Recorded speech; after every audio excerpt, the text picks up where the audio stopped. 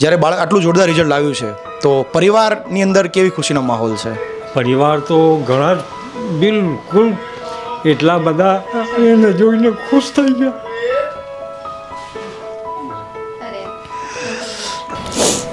બહુ ખ્યાલ એના રાખે. પપ્પાને બહુ શોખ હતો. એના પપ્પાને બહુ ઉમ્મીદ હતી. એ એના એમ પપ્પા કહેતા હતા કે મારો 7-8 છોકરો પાસ થશે ને એસએસસીમાં હું મંડપ બાંધીશ ને લોકોને ખવડાવીશ. અત્યારે જ્યાં હશે ને ત્યાંથી બહુ ખુશ થતા હશે. એટલું ચોક્કસ કહી શકીશ કે એ ત્યાંથી એવું કહેતા કે નહીં, મારા દીકરા જે મેં ધાર્યું હતું એ કરી બતાવ્યું છે. લાઈવ લેક્ચર્સ જોતો તો વિદ્યાકુલના ડીપીપી એ મારું બેક હતું જ નહીં કે કશું બાકી જ નહોતું. બેક એક પણ Yes. વસ્તુનું બેકલોગ નહોતું. બધું જ કન્સિસ્ટન્સલી કરવાનું જ. નમસ્કાર વિદ્યાર્થી મિત્રો, વિદ્યાકુલ ગુજરાતી હર હંમેશા ઘણા ખરા ટોપરો આપ્યા છે અને આ જ ટોપર ઇન્ટરવ્યૂ સિલસિલા ચાલુ છે. અંકલેશ્વર સિટીની અંદર આવે છે ને જ્યાં પણ એક વિદ્યાર્થીએ ટોપ રિઝલ્ટ પ્રાપ્ત કર્યું છે. તો વિદ્યાર્થીને પૂછીએ એમનું નામ અને એમનું રિઝલ્ટ. મારું આખું નામ ખત્રી મુસ્તુફા છે અને મેં રિઝલ્ટમાં 99.36 PR હાંસલ કર્યા છે. 95.33% છે. સબ્જેક્ટ વાઇઝ તમને કોઈ રિઝલ્ટ યાદ છે? હા, મને મેથ્સમાં 100/100 છે, SSTમાં 99 છે, સાયન્સમાં 98 છે અને અંગ્રેજીમાં 95 છે. તો સૌથી પહેલો મારા એક કહેવું છે કે વિદ્યાર્થીના સાથે અત્યારે વિદ્યાર્થી છે પોતે એમના મમ્મી છે, એમના માસા અને એમને માસી છે. તો પહેલો પ્રશ્ન કે તને ક્યારે પણ એવું થયું બેટા કે મારા પિતાની છત્રછાયા નથી, તો એની ક્યારેક ખોટ વર્તની અથવા તને એવું લાગ્યું કે ભાઈ મને આ વસ્તુ નથી મળી એવું કંઈ? ના, એવું તો નથી થયું કેમ કે મારા મમ્મી, મારા માસા, મારા માસી એ લોકો એવું થવા જ નથી દીધું. ઓકે, ઇન શોર્ટ પરિવારનો ખૂબ સાથ અને સહકાર રહ્યો છે. તો પહેલો અને મુખ્ય મારો પ્રશ્ન છે, તો તું આટલું જોરદાર રિઝલ્ટ મેળવ્યું છે તો એની પાછળની તારી જર્ની શું છે? શરૂઆતથી લઈને અંત સુધી તું કેવી રીતે મહેનત કરતો હતો? મહેનતમાં તો એવું છે કે મેં પહેલેથી મતલબ 20 દિવસ થયા હતા એસએસસીના સ્ટાર્ટિંગમાં, તો મેં વિદ્યાકુલના ટોપર રિલેટેડ બેચમાં એડમિશન લઈ લીધું હતું. હવે એના લાઈવ ક્લાસીસ દરરોજ જોતો હતો, નોટ્સ બનાવતો હતો અને ડીપીપી સોલ્યુશન એ જ કરતો હતો ને પછી એ નોટ્સમાંથી જ રિવાઇઝ કરતો હતો ને વિદ્યાકુલનું મટીરિયલ. તો તને ખબર ક્યારથી પડી કે ટોપર રિલેટેડ બેચ નામની કોઈ બેચ પણ છે અને તને ઓનલાઈન એજ્યુકેશન મળી શકશે? મારો એક ફ્રેન્ડ છે અંકલેશ્વરમાં, પટેલ હેનેલ કરીને, એ 9મા ધોરણથી ટોપર બેચમાં જોડાયેલો જ હતો. એક સાથે જ એણે એડમિશન લીધું હતું. પછી એણે મને રિફરન્સ આપ્યું કે વિદ્યાકુલ બહુ સરસ કરાવે છે ઓનલાઈન કોચિંગ. મેં મારા ઘરે વાત કરી. મારા મમ્મી એ લોકો પહેલે નહોતા એગ્રી કે ઓનલાઈન એજ્યુકેશન કેવી રીતે. પછી એ લોકોને સમજાવ્યું, એ લોકો પણ માની ગયા. પછી આગળ છે જ્યારે માસ્ટર બેચ રિલીઝ થઈ ને ત્યારે મેં નહોતી જોઈ એડવર્ટાઇઝમેન્ટ. મારા મમ્મીએ જ કીધું હતું કે આ માસ્ટર બેચ છે, એમાં તારે એડમિશન લેવાનું છે. તો એમને મમ્મીને પ્રશ્ન પૂછીએ કે તમને જ્યારે આવીને બાળકે કીધું કે આ રીતે મારે ઓનલાઈન એજ્યુકેશન મેળવવું જોઈએ, તો એમાં તમારો શું જવાબ હતો એમનો? જ્યારે કીધું ત્યારે તો મેં બી આમ કીધું કે ભાઈ હમણાં મને કંઈ ખબર નહીં કે શું છે, એજ્યુકેશન કેવું છે, એટલે બેટા તું હમણાં થોડી શાંતિ રાખ, પછી આપણે. પણ એણે કીધું કે ના મમ્મી, મારા ફ્રેન્ડે મને કીધું છે કે બહુ જ સરસ છે, એટલે પછી મેં કીધું કે બેટા લઈ લે ને એટલી મહેનત કરી લેજે. પછી મને બી એવું લાગ્યું કે ના, બહુ ફાઇન છે ભણતર બી, એમનો જે ઓનલાઈન ક્લાસ ચાલે છે તે બી. એટલે પછી મેં એને ટોપરમાં બી કહી દીધું કે બેટા તું આગળ ચાલીને મેં કીધું કે બેટા તું ટોપર ક્લાસ કરી લે. હવે કોઈ વાલી એવું વિચારતા હોય કે મારે મારા બાળકને ઓનલાઈન એજ્યુકેશન અભ્યાસ કરાવવો જોઈએ કે નહીં, તો એવા વાલીને તમે અમારા સોશિયલ મીડિયાના માધ્યમથી શું સંદેશો આપવા માગશો? એ જ સંદેશો આપીશ કે તમે વહેલી તકે લઈ લો, વહેલી તકે વિદ્યાકુલમાં જોઈન્ટ થઈ જાઓ. કેમ કે વિદ્યાકુલ જે છે તે છોકરાઓને આગળ લાવી શકે છે, આમ છોકરાઓને ટોપર બનાવી શકે છે. એટલે તમારું જે વિદ્યાકુલની મહેનત છે તે ખૂબ ખૂબ સરસ છે. આમ અમે નથી કહેતા, આ વિદ્યાર્થી પણ નથી કહેતા, આ એમના પેરેન્ટ્સ કહે છે, બરાબર છે. હવે નેક્સ્ટ મારો સવાલ એ છે, સૌથી ફેવરેટ સબ્જેક્ટ તારો કયો હતો? મેથ્સ. મેથ્સમાં સૌથી વધારે સમય કઈ રીતે હતો? મતલબ તૈયારી એમની આખા વર્ષ દરમિયાન મેથ્સમાં તારી તૈયારી કઈ રીતે હતી? દરરોજના 2 કલાક મેથ્સના આપવાના જ ફરજિયાત. એક સવારે 7 વાગે ઉઠું ને ત્યારથી લઈને 9:30 વાગ્યા સુધી કમ્પલસરી મારે મેથ્સ કરવાનું સૌથી પહેલાં ઉઠીને, એના પછી બીજા બધા સબ્જેક્ટ. મેથ્સની તૈયારી તું કઈ રીતે ગણીને કરતો, વાંચીને કરતો? ના, વાંચીને તો મેથ્સની તૈયારી થાય એવી જ નથી, ગણીને જ કરવા. મારા 8 ડાયરા ખાલી મેથ્સની પ્રેક્ટિસમાં ભરાયા હતા. અને આ મેથ્સની તૈયારી કરવા માટે કોઈ મટીરિયલ યુઝ કરતો કે એવું કંઈ? આ મેથ્સની તૈયારી માટે એક તો ગયા વર્ષના મારી પાસે યુથ એજ્યુકેશનનો પેપર સેટ હતો ગયા વર્ષનો, તો સ્ટાર્ટિંગથી એ પ્રેક્ટિસ કરી અને યુથનું જ મટીરિયલ ગણિત શિક્ષક કરીને સાહિલ સરે જે તૈયાર કર્યું છે એના ક્વેશ્ચન્સમાંથી તૈયાર કરતો હતો. અને આમાં તૈયાર એક મિનિટ સર હા યસ સર. એ બુક વિશે તારે કંઈ કહેવું હોય તો? બેસ્ટ મટીરિયલ, એકદમ બેસ્ટ મટીરિયલ એમાંથી જ, કેમ કે એમાં ઓબ્જેક્ટિવ્સ આપ્યા છે. એક ચેપ્ટરના લગભગ 60-70 ઓબ્જેક્ટિવ્સ આપ્યા છે. બધા સ્વાધ્યાયના પ્રશ્નો છે, હેતુલક્ષી પ્રશ્નો છે અને એક્સ્ટ્રા ક્વેશ્ચન્સ પણ આપ્યા છે જેનાથી બાળકની પ્રેક્ટિસ થઈ શકે. અને આ મટીરિયલમાંથી તૈયારી કરીને તે કેટલા માર્ક્સ હાસિલ કર્યા છે? આ મટીરિયલમાંથી તૈયારી કરીને મેં 100 આઉટ ઓફ 100 માર્ક્સ મેથ્સમાં હાસિલ કર્યા છે. ગ્રેટ. અને સૌથી ડિફિકલ્ટ લાગતો સબ્જેક્ટ કયો છે? ગુજરાતી. ગુજરાતી કેમ તને ડિફિકલ્ટ લાગતું અને એને તે કઈ રીતે ટેકલ કર્યું? સૌથી પહેલાં તો ગુજરાતી એ માટે ડિફિકલ્ટ કેમ કે ગુજરાતીમાં પેલી જોડણીઓની બધી બહુ મિસ્ટેક્સ પડે. ઇંગ્લિશમાં ના પડે કેમ કે ઇંગ્લિશમાં બધું ગોખવાનું ના હોય, એને એકદમ સિમ્પલી થઈ જાય. હા, ગુજરાતીમાં પેલી દીર્ઘઈ રસ્વઈ એમાં ભૂલ પડે ને વ્યાકરણ. અમારા સ્કૂલમાં સ્પેસિફિક ટીચર છે, બહુ સરસ ભણાવે છે ગુજરાતી, પણ એકચ્યુઅલમાં એ ટાઈમ પર હું થોડોક એબસન્ટ હતો, સ્કૂલમાં જ એબસન્ટ હતો. હવે નેક્સ્ટ શું વિચાર છે તમારો આગળ?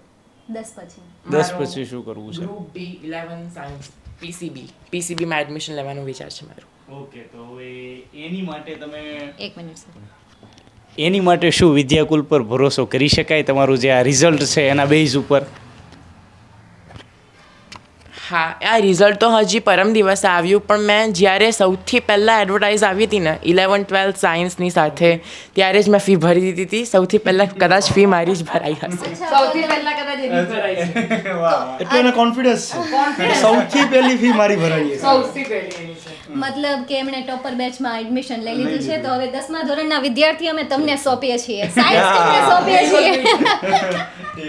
સાયન્સ એકચ્યુઅલી હું ઇન્ટ્રોડક્શન કરાવી દઉં. વિદ્યાર્થી મિત્રો 11-12 સાયન્સમાં મેથેમેટિક્સ લે છે અને સાયન્સના સ્ટુડન્ટ્સ આમને મેથ્સ મેજિક કહે છે. સેમ એવી રીતે અમારી પાસે બીજા 3 ધુરંધર છે. બાયોલોજી લે છે અમારા પાર્થ સર, જેને બાયો બ્લાસ્ટર કહે છે, અને કેમેસ્ટ્રી લે છે અમારા ભાર્ગવ સર, કેમિસ્ટ્રી ચેમ્પિયન કહે છે. એન્ડ વીડી સર એ ખુખાર છે, એનાથી મને ડર લાગે. એ છે ફિઝિક્સના પાયરેટ્સ. ઓકે. વિદ્યાર્થી ખાસ તે બેટા એવું કીધું કે તું ટોપર રિલોડેડ બેસતી હતો, તો તને સૌથી વધારે કયો ફીચર સૌથી સારો લાગ્યો તને? એક તો 1-to-1 live Live chat, lecture, હા, okay. પછી લાઈવ લેક્ચર્સ દરરોજ આવે એ, અને ડીપીપી જે તમે આપતા હતા ને એ મારી મોસ્ટ ફેવરેટ છે. ઓકે.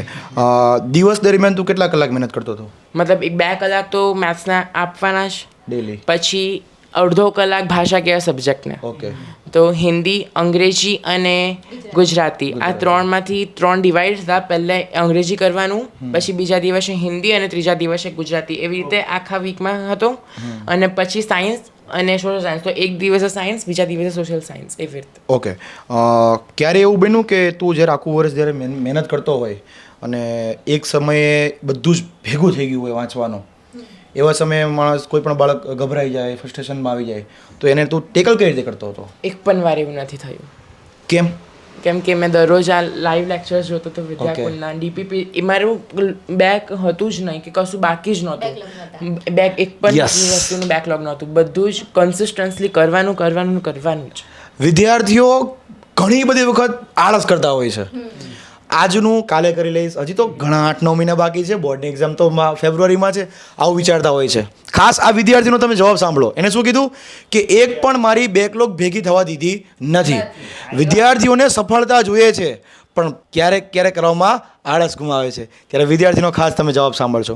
મારે એમના માસાને એક પ્રશ્ન પૂછવો છે કે બાળકના ઘડતરમાં અને બાળકના કરિયર કે અથવા તો કોઈ પણ એના માર્ગદર્શન માટે જ્યારે બાળક આટલું જોરદાર રિઝલ્ટ લાવ્યું છે, તો પરિવારની અંદર કેવી ખુશીનો માહોલ છે? પરિવાર તો ઘણા જ બિલકુલ એટલા બધા એને જોઈને ખુશ થઈ ગયા.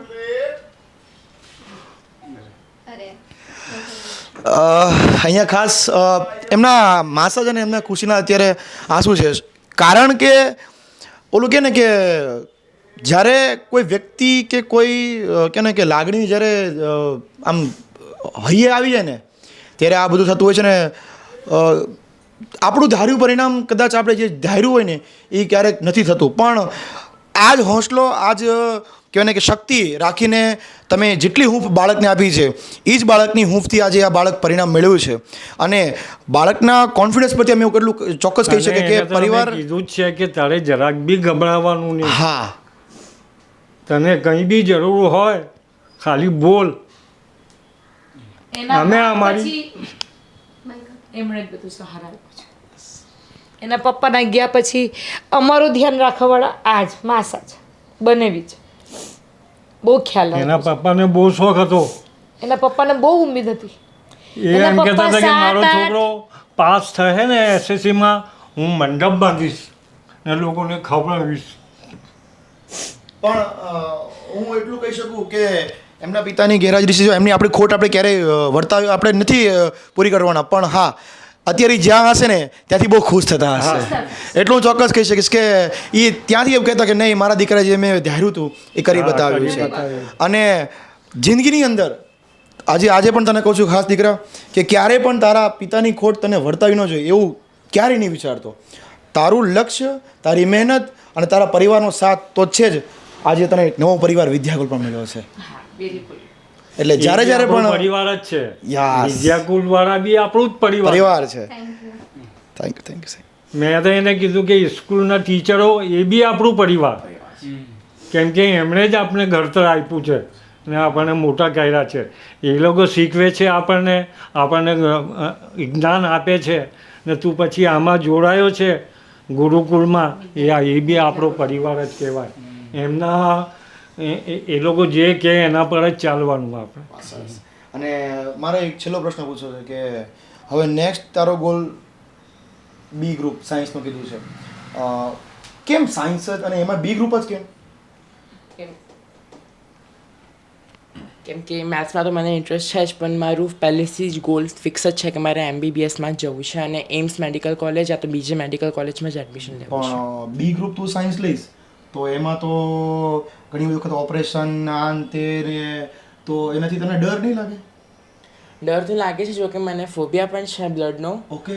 બટ મેં હમણાં મારા ફોબિયાને દૂર કરવાના ઘણા બધા પ્રયત્નો કર્યા, જેમ કે હમણાં મોબાઈલ્સ પણ ઘણી બધી રીલ્સ આવે છે પેલા MBBSના પ્રેક્ટિકલની કે અહીંથી સિરિંજ નાખીને લોહી લેતા હોય છે. એ પહેલી વાર મેં જ્યારે જોયું હતું ને ત્યારે મારા હાથ ઢીલા થઈ ગયા હતા. મને સિરિયસલી બહુ ખરાબ ચક્કર આવ્યા હતા, સુગર લો થઈ ગયું હતું. પણ હવે મને થાય કન્સિસ્ટન્સલી હું જોઉં છું, હવે થોડુંક ફોબિયા ઓછો થયો છે. યસ, વિદ્યાર્થી મિત્રો તો જોયું કે ભાઈ ઘણી વખત બાળકો, મેં એવા ઘણા બધા વિદ્યાર્થીઓ જોયા છે કે પોતાના ફોબિયા, એમને બી ગ્રુપ તરફ આગળ વધવું છે પરંતુ પોતામાં રહેલો આ ફોબિયા જે છે ને એને દૂર નથી કરી શકતા. એના લીધે પોતાનું આખું ફિલ્ડ ચેન્જ કરી નાખતા હોય છે કે ભાઈ હું એ કામ કરીશ કે ભાઈ જેમાં આવી રીતના બ્લડ કે કોઈ બી એવા પ્રકારનું ઇન્સ્ટ્રુમેન્ટલ મારે કામ ન કરવું પડે, એ માટે હું જે છે આખી ફિલ્ડ ચેન્જ કરી નાખું. જ્યારે આ વિદ્યાર્થી એવો જોવા મળે છે આપણને કે ભાઈ હું મારા લક્ષ્યને, મારા ગોલને એમ જ રાખીશ, પરંતુ મારી અંદર રહેલો જે ફોબિયા છે ને હું એની સામે લડત આપીશ અને એ ફોબિયાને દૂર કરીશ. બરાબર છે, ખરેખર ધન્ય છે દીકરા તને. ઇન શોર્ટ કે ભાઈ કોઈ પણ લક્ષ્યને હાંસલ કરવું હોય ને તો દૃઢ નિશ્ચય લેવો પડે. બાકી બહાનાઓ તો ઘણા મળી જશે કે મને આ ડર છે એટલે હું આ છોડી દઉં છું. બહાના કાઢવાને એના કરતાં બેટર છે કે આ ટોપરની જેમ આપણે દૃઢ નિશ્ચયી બનીએ.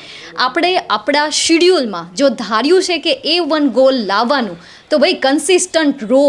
એમણે નક્કી કર્યું હતું કે ભાઈ આટલા દિવસમાં આટલો સમય હું આ સબ્જેક્ટને આપીશ, આટલી કલાક હું આ સબ્જેક્ટને આપીશ, આવી રીતે હું તૈયારી કરીશ. મતલબ કે બધું એનું ફિક્સ છે. ઇવન હમણાં અમે જસ્ટ ઇન્ટરવ્યૂ પહેલાં એમની સાથે વાત કરી રહ્યા હતા ત્યારે મને જાણવા મળ્યું કે એમણે એમના MBBS જે એમનો ગોલ છે એ ગોલની એણે તૈયારી પણ કરી દીધી.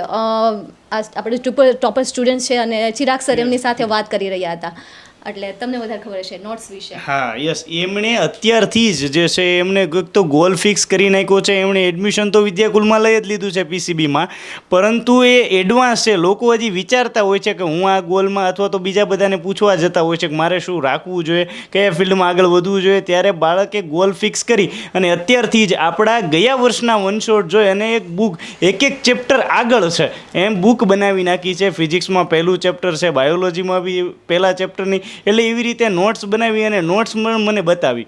બરાબર છે, દીકરા એ જે છે એ નોટ્સ તૈયાર કરી રાખી છે કે ભાઈ સર હું આ બધા કરતાં એડવાન્સ છું અને એટલા માટે જ ભાઈ એ ટોપર બને છે અને એટલા માટે જ એ ટોપર કહેવાય છે. જે બધાની ચાલવા કરતાં એક સ્ટેપ આગળ ચાલે છે ને એટલા માટે એ ટોપર છે. ખાસ વિદ્યાર્થીઓને હવે મારે બેટા એક તને પ્રશ્ન પૂછ્યો છે કે અમારા જે વિદ્યાર્થીઓ છે એ જો વિચારતા હોય કે મારે ટોપર બેચમાં એડમિશન શરૂઆતથી લેવું જોઈએ કે નહીં, એવું જો વિચારતા હોય તો એના માટે તારો શું જવાબ છે અમારા વિદ્યાર્થીઓને? વગર રાહ જુએ આંખ બંધ કરીને લઈ લેજો. કોઈ પણ વિચાર કર્યા વગર એડમિશન લઈ લેજો, લેવું જ જોઈએ. કે એ વિદ્યાર્થીઓને તું કેટલા ટકા ભરોસો આપી શકે? 100%, 110%, એનાથી વધારે. તને ફાયદો થયો બેટા? હા. તો અમારા વિદ્યાર્થીઓને છેલ્લો મેસેજ આપી દે કે ઓનલાઈન એજ્યુકેશન અને વિદ્યાકુલ વિશે વગર રાહ જુએ કોઈ પણ વસ્તુનું ચિંતા વિચાર કર્યા વગર એડમિશન લઈ જ લેજો ટોપર બેચમાં. વાહ, સરસ.